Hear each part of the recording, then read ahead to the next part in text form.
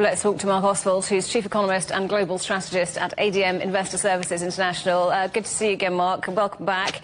So how much of a surprise were these cuts?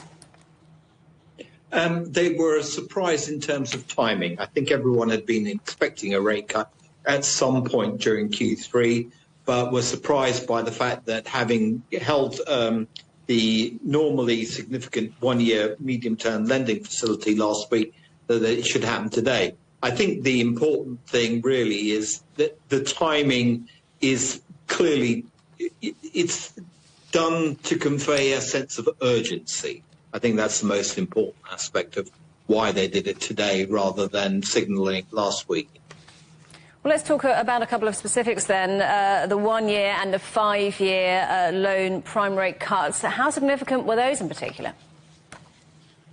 I think that there's basically an overall drive here. There were also, the key measure actually was not necessarily those rate cuts for loan prime rates, but rather more the moves to actually reduce the collateral that needs to be posted for policy loans to banks. That basically is designed to ensure that banks actually have more space to lend.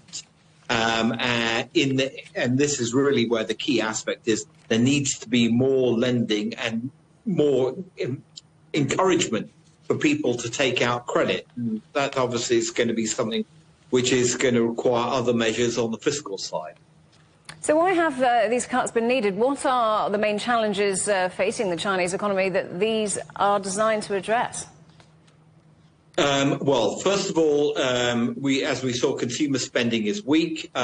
Infrastructure investment and the high-tech end of them, manufacturing is doing very, very well. But the property sector obviously has been a long-term problem and it's still trying to be resolved. And one would also note is we also had data on wages, and they slowed to just 4.4%. versus Q1's 6.2 and a long-term pre-COVID average of about 6%.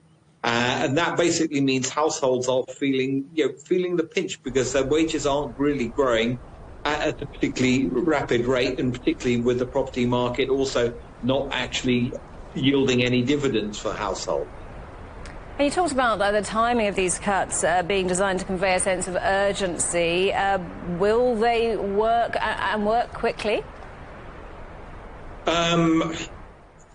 Will they work quickly? Probably not. I think the problem with all the measures which were communicated over the weekend as a result of the third plenum is they are good long-term measures. They will shore up China's economy, but they're not the sort of big bang fiscal spending that people are used to.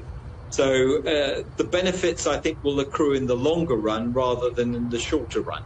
And for the time being, it's only to be hoped that basically measures to help local governments relieve them of some of their debt burden by reallocating revenue which has been provided going to central government to local government will actually give local governments an ability to support the property markets in their areas a lot more, and that will definitely help to restore a little bit of confidence there.